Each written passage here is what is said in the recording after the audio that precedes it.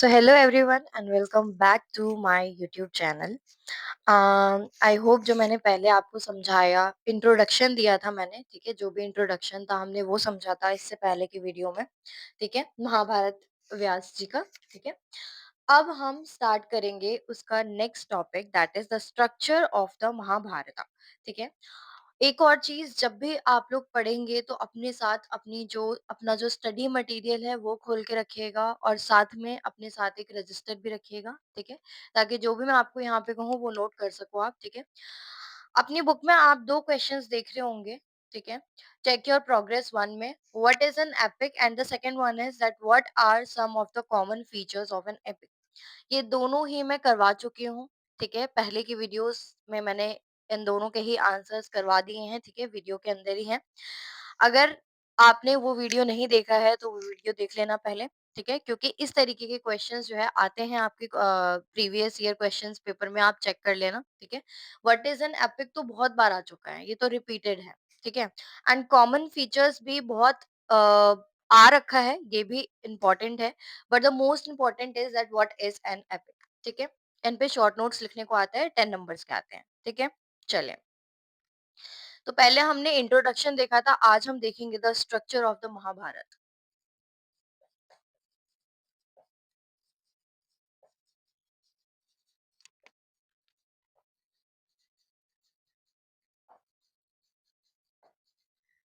The structure of the Mahabharata यानी कि महाभारत का स्ट्रक्चर क्या था। चलिए, बढ़ते हैं the structure of the Mahabharata की तरफ। द स्ट्रक्चर ऑफ महाभारत, ठीक है, यानी कि महाभारत का स्ट्रक्चर क्या था, ठीक है। The Mahabharata has one main, और पहली बात कि ये जो भी मैं लिख रही हूँ ये सब या तो आप स्क्रीनशॉट ले लो और इनके पीडीएफ बनाया करो, ठीक है। आइडिया दे देती हूँ, या तो इसके पीडीएफ बनाओ स्क्रीनशॉट लेके, या फिर साथ के साथ लिखते चले जाओ, या फिर उसका स्क्रीनशॉट ले लो और बाद में इसको अपने फेयर नोट में लिख लो, क्योंकि ये मेरे नोट्स हैं जो मैं यहाँ पे लिख के आपको समझाती हूँ, ठीक है। चलिए, the Mahabharata has one main story, Mahabharata का एक मेन स्टोरी होता है, one main story that connects all its smaller stories and episodes, जो सभी स्टोरीज और सभी एपिसोड्स को एक दूसरे से कनेक्ट करता है, ठीक है। जैसे आजकल हम कोई देखते हैं, कोई भी सीरियल देखते हैं तो उसके क्या होते हैं, छोटे छोटे पार्ट्स होते हैं, ठीक है, और वो सभी पार्ट्स एक दूसरे से कनेक्ट रहते हैं, ठीक है। इसी तरीके से इसके अंदर जो महाभारत है उसके अंदर सिर्फ एक मेन स्टोरी होती है, ठीक है, एक मेन स्टोरी होती है जो सभी छोटे-छोटे स्टोरीज को या उनके एपिसोड्स को एक दूसरे से कनेक्ट करता है, ठीक है। All episodes are linked together by this central narrative. Central narrative, central narrative मतलब कि सिर्फ एक मेन स्टोरी होता है, एक मेन सेंट्रल नैरेटिव यानी कि जो मेन नैरेटिव होता है, जो मेन स्टोरी होता है, उसके बेसिस पे पूरे एपिसोड्स जो हैं लिंक रहते हैं। वही फर्स्ट वाली जो लाइन है, सेम वही लाइन है, ठीक है। The epic is divided into 18 main books. जो एपिक है वो 18 बुक मेन बुक्स में डिवाइडेड है और उन बुक्स को पारवास बोला जाता है। बेसिकली पारवास मतलब क्या, कोई चैप्टर हो गया, बुक हो गया, ठीक है, जो छोटे-छोटे पार्ट्स में डिवाइड किए जाते हैं, ठीक है? तो दैट इज़ पारवास। तो एपिक जो है उसको 18 मेन बुक्स में डिवाइड किया गया है और उनको पारवास बोला जाता है, ठीक है? इन एडिशन टू दीज़ 18 पारवास, इन्हीं 18 पारवास के साथ-साथ there is an extra book, एक एक्स्ट्रा बुक भी है, ठीक है। There is an extra book जिसको खिला या फिर हरिवंशा पर्व बोला जाता है, ठीक है। इसके अंदर जो ये हरिवंशा पर्व है, इसके अंदर genealogy and life of Lord Krishna के बारे में बताया जाता है। जीनेलॉजी मतलब कि जो फैमिली बैकग्राउंड है उसके बारे में, ठीक है, उनके एंसेस्टर्स के बारे में, ठीक है।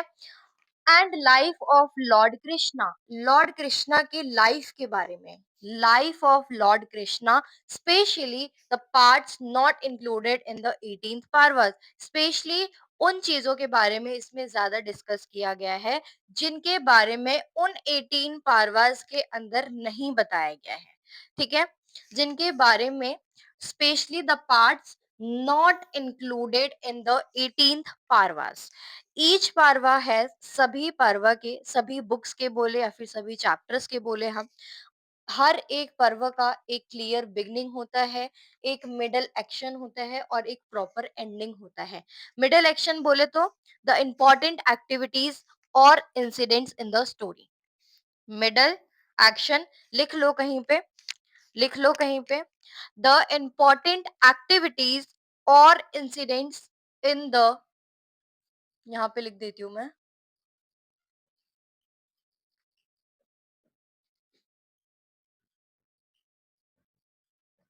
द इम्पोर्टेंट एक्टिविटीज और incidents in the story.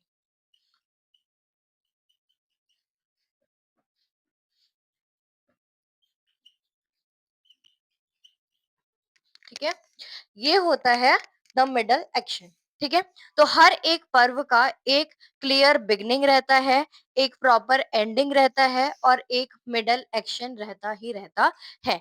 Every पर्व is further divided into smaller सब बुक्स। सभी पर्व को जो है एक छोटे से बुक में, सब बुक्स में डिवाइड किया जाता है। ठीक है, जैसे कोई हेडिंग होती है उसको हम सब हेडिंग्स में डिवाइड करके लिखते हैं। ठीक है, वैसे ही जो ये पर्व होते हैं, जो सभी जितने भी पर्व होते हैं यानी कि बुक्स पार्ट्स, ठीक है, is further divided into smaller सब बुक्स। सभी पर्व को जो है एक छोटे छोटे स्मॉल बुक्स में डिवाइड किया जाता है। ठीक है, आई होप आपको ये समझ आ गया होगा। इसमें ऐसी कोई बहुत बड़ी चीज नहीं है समझने वाली।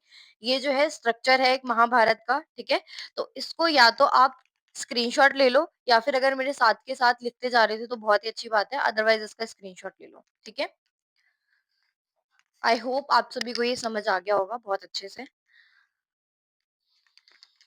ये जितने भी बेसिकली जो भी मैं आपको यहाँ पे पढ़ाती हूँ, वो सब मेरे ही नोट्स होते हैं, ये सब मेरे शॉर्ट नोट्स ही हैं। ठीक है? इनको ज़रूर से अपने साथ लिखते चलिएगा और इसको समझते चलिएगा ताकि आगे आपको जब भी क्वेश्चन पेपर में इस तरीके का क्वेश्चन आए तो आपको लिखने में दिक्कत ना आए। ठीक है? चलिए।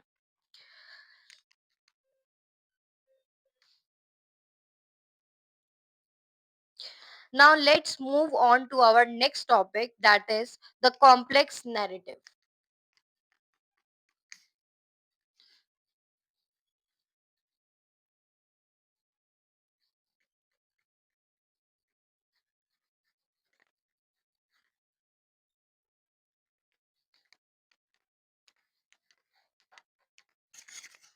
द कॉम्प्लेक्स नैरेटिव स्टार्ट करने से पहले एक बार हम उन 18 पर्वस को जान लेते हैं जो हमारे महाभारत में है। ठीक है, जो हमारे महाभारत के 18 पर्वस है, पहले उनको जान लेते हैं। चलिए, तो सबसे पहला है आदि पर्व। ठीक है, आदि पर्व के अंदर 7, 9, 8, 2 कपलेट्स हैं। अब हम जान लेते हैं कपलेट्स का मतलब क्या होता है। कपलेट्स मतलब कि poetic lines written in pairs, poetic lines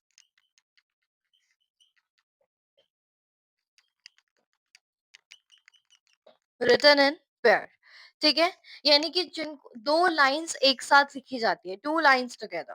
ठीक है, तो इनके अंदर 7, 9, 8, 2 कपलेट्स हैं। ठीक है, सभा पर्व, इसके अंदर 2511 कपलेट्स हैं। वना पर्व 11663 कपलेट्स हैं। विराटा पर्व 2500 कपलेट्स हैं। उद्योग पर्व 6698 कपलेट्स हैं। भीष्मा पर्व 5863 कपलेट्स हैं, 5863। ठीक है, द्रोणा पर्व के अंदर 8909 कपलेट्स हैं। कर्ण पर्व के अंदर 3900 कपलेट्स हैं। शैल्य पर्व के अंदर 3220 कपलेट्स हैं।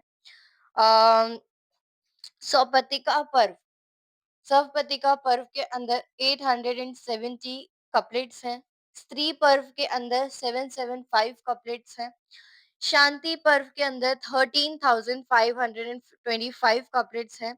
अनुशासन पर्व के अंदर 6700 कपलेट्स हैं। अश्वमेधिका पर्व के अंदर 3320 कपलेट्स हैं, ठीक है।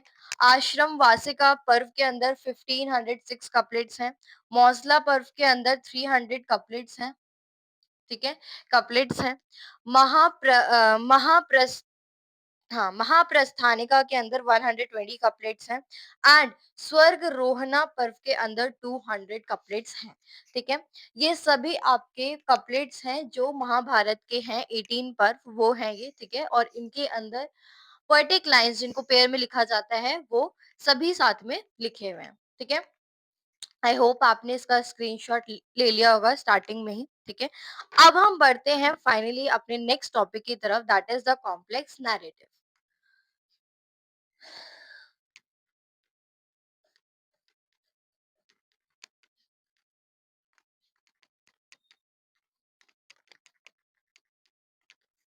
चलो बढ़ते हैं हमारे नेक्स्ट टॉपिक की तरफ, the complex narrative. The complex narrative यानी कि वो स्टोरी होती है ये जिनके अंदर बहुत सारे लोग नरेट करते हैं स्टोरी को, ठीक है।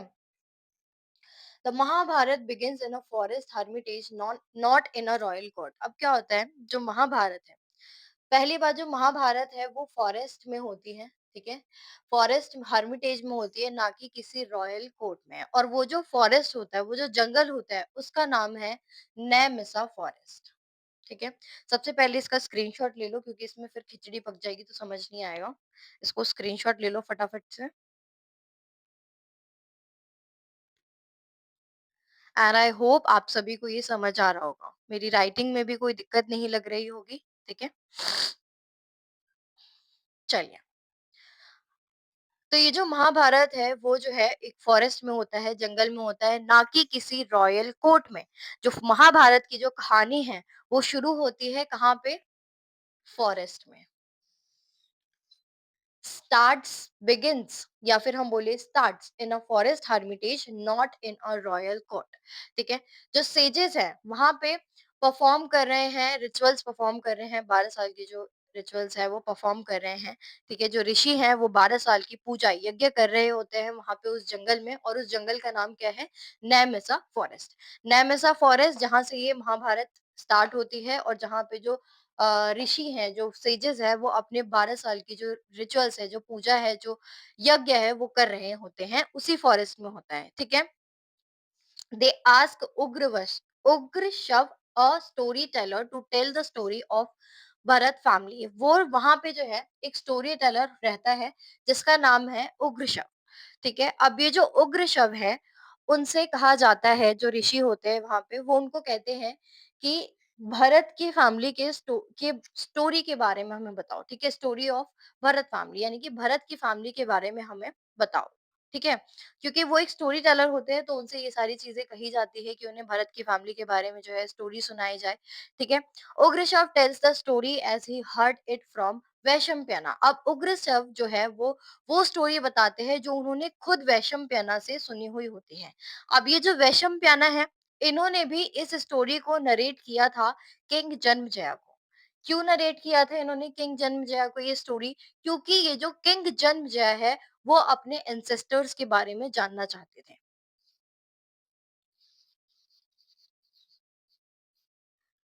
अपने एंसेस्टर्स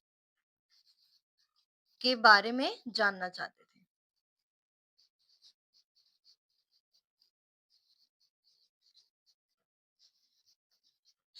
ठीक है। तो वो अपने एंसेस्टर्स के बारे में जानना चाहते थे, इसी वजह से वैशंपायन ने भी वो स्टोरी को नरेट किया था किंग जन्मेजय को। अब king Janamejaya wanted to know about his ancestors, ये देखो नेक्स्ट पॉइंट में लिखा हुआ है, king Janamejaya wanted to know about his ancestors. क्यों वो सुनना चाहते थे कहानी उनसे, क्योंकि किंग जन्मेजय को अपने एंसेस्टर्स के बारे में जानना था। The epic is believe to be written by Ved Vyasa. जो एपिक है, जाना जाता है कि जो एपिक है वो वेद व्यासा ने लिखी है, लेकिन जो वेद व्यासा है, जो व्यासा है, वो ऑथर भी है।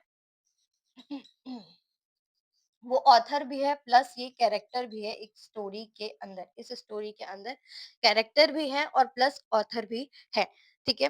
होप ये आपको समझ आया होगा। इसके आगे 3 पॉइंट्स और हैं, और वो 3 पॉइंट्स हैं। कि जो महाभारत है हैज़ मैनी नैरेटर्स। महाभारत के अंदर बहुत सारे नैरेटर्स हैं, ठीक है? हमने ये देखा अभी, ये मैं लिख देती हूँ यहाँ पे। आई होप आप सभी ने इसका स्क्रीनशॉट ले लिया होगा, ठीक है?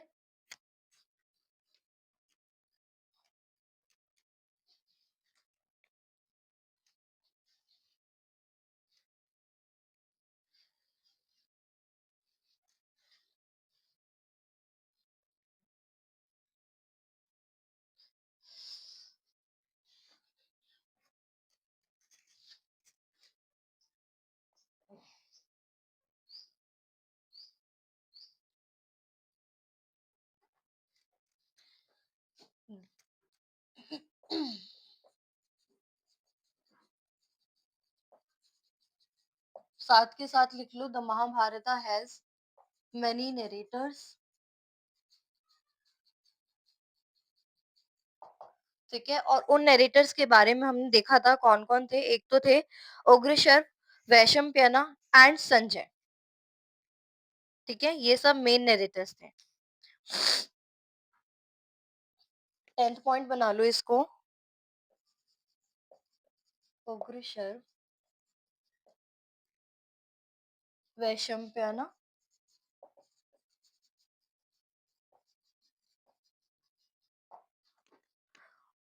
और Sanjay.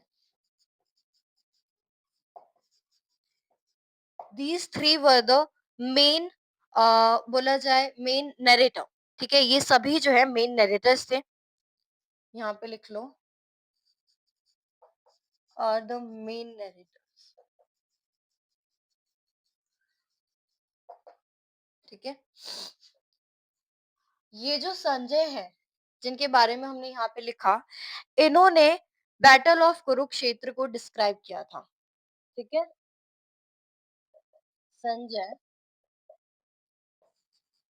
describes the battle of Kurukshetra,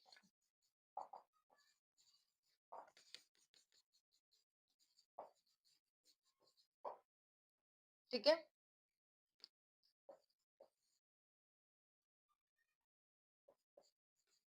and the last point is कि द स्टोरी इज लेयर्ड, या फिर हम बोले complex.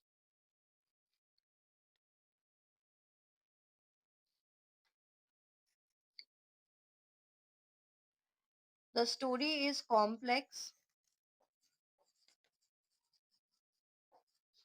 because it is told by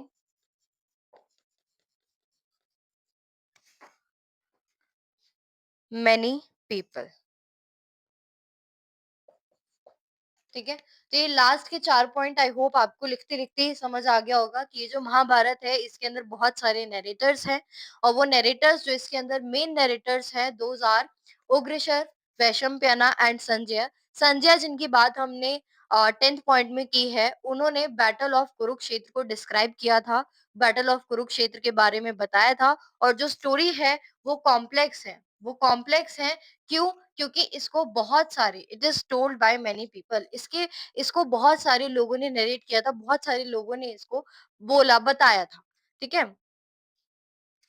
तो आई होप ये 4 पॉइंट्स भी आप सभी ने लिख लिया होगा, नहीं लिखा है तो इसका स्क्रीनशॉट ले लो, वैसे इसमें राइटिंग अच्छी नहीं आई है, बट आई होप मैं बोलते-बोलते लिख रही थी तो आप सभी को समझ आ गया होगा, ठीक है? चलिए,